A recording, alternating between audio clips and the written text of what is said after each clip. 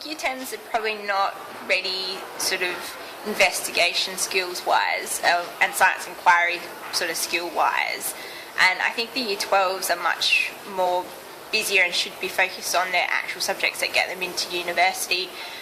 Therefore I think that it probably fits best in the year 11 whether you do it. I think there are certain elements and skills within the research project that really should be taught from year 8 and developed in the middle school, so when they get to the research project they already have a handful of skills that they can use.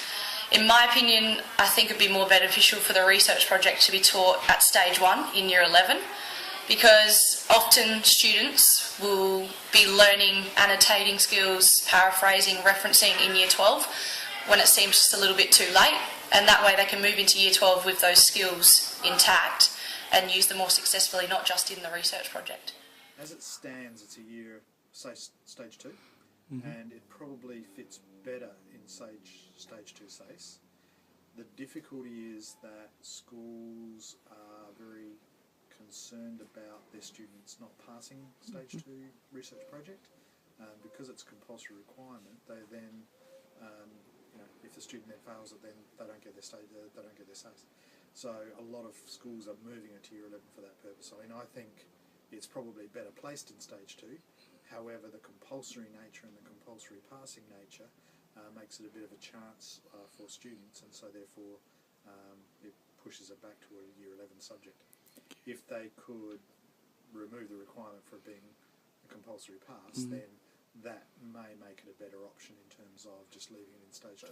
I suppose the timing is really dependent on a number of factors, but I would have thought probably year 11 is better than year 12, but just in terms of also developing some of the skills, some of the research skills, some of the investigative skills that you might need, rather than doing it in year 12. But there is also an argument for that being part, or those skills being part of a number of the curriculum areas all the way through secondary schooling. So, in my opinion, I would like to have research project in my curriculum from year 11.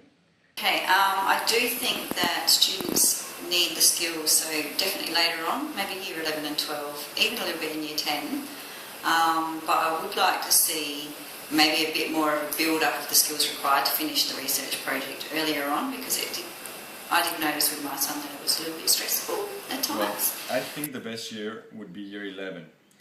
This is because in year 12 you have a small amount of subjects you can choose for your uni, and of those subjects I would have preferred to choose 5 subjects that had to do with what I wanted to study, instead of having one taken away so I could do the research project.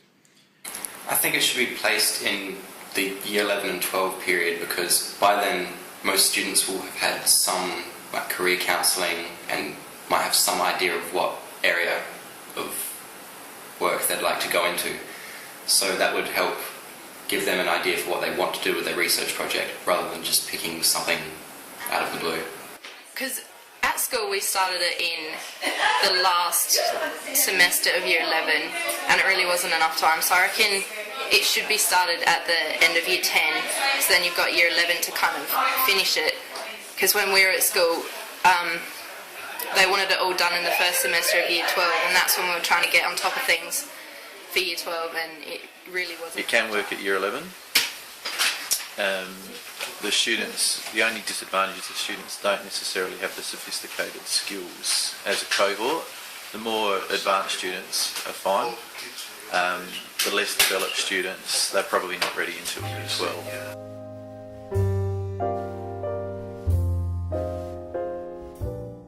From my opinion, the motivation behind choosing a topic is a very personal choice for the students in terms of the areas of their interest. From what I've heard, that most schools end up doing it, that students pick their own particular research topic, something that's of interest to them, and I think that's a really good option of doing it, because obviously if they're interested in the subject that they've picked, and then that way they can be highly engaged in the subject. Of some schools that basically give them a class and go, this is your research topic, and go for it like that. But I imagine that decreases the amount of student engagement that you'd have in those particular research projects. Yeah, I reckon that there are always going to be a number of people who just want to get through. But I reckon it does allow an opportunity for people who really do want to investigate something. It allows them some time and space to do that. The motivation tends to be something that is of interest to them, and so from that point of view, the students are choosing things that are interesting. However, the students that I've been working with are generally highly motivated and usually in reasonably academic settings. I believe, talking to other staff members, that there are students with less motivation who need more guidance and are probably a little bit more ambivalent about the topic that they're choosing. And so therefore maybe taking some more direction from teachers rather than choosing something that they're particularly... Probably they'll find an area that they're interested in first, and then look at how available information. I chose to research artificial neural networks, which was a fairly specialised topic and fairly in-depth. And I thought I could do that well because I would be able to do a lot of original research, and there have been, plenty of academic papers written on it, so I thought research would be particularly easy. And it was. 90% of the time it is sheer interest. What are they interested in at this time? And that is the point of the research project, that they're given an opportunity to look at it in more detail and look at it at an extended period of time. So they choose something of interest. Travel, sport, music is big, or they'll focus on something that's a current issue with a bit of teacher guidance. Depending on the students who want to do really well will choose something that they actually want to learn about, and those research topics tend to be the more successful ones. The students who want the easy way out, they'll choose something that they already know about, and will find that their research project is normally either inadequate or very basic. It was on urban legends and myths and folklore and all that kind of stuff, and I had no idea what I wanted to do, so I thought of what I really liked. My topic was on gridiron, American football.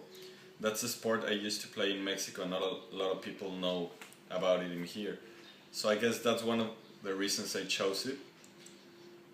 Another reason I chose it, I guess, it was because it was going to be a bit easier for me to do the research and wouldn't have to spend a lot of time because I already know the sport.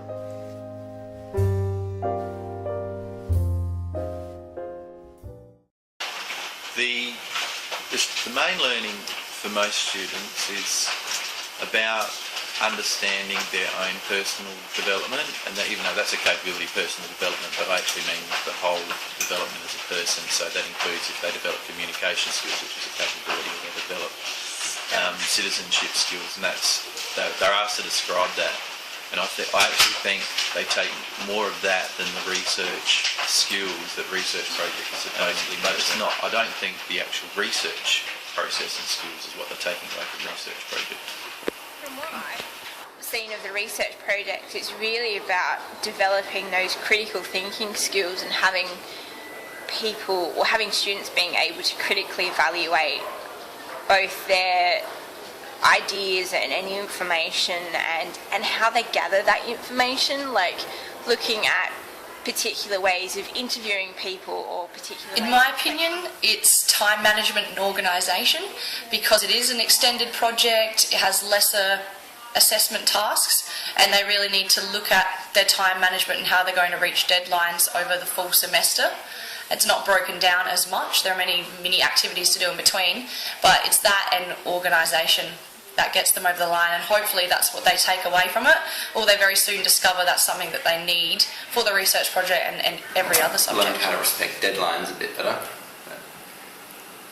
More seriously, I think I was able to manage a large project better after completing the research project. For example, gathering a lot of research, finding my sources, writing my own reports, and so on. And that has helped me in my university studies. But I suppose it does allow for collaborative arrangements. It allows for a whole lot of other different ways of working that are useful skills to be able to use in both Year 12, but also once students have left school and gone on to further study or work. The learning of research is probably one of the key ones that's exemplified by the SACE Stage 2. However, I'm not sure that the research project really is a research project. It is much more of a directed investigation, I think, in most cases. I'm not sure it achieves the total outcome that SACE is looking for.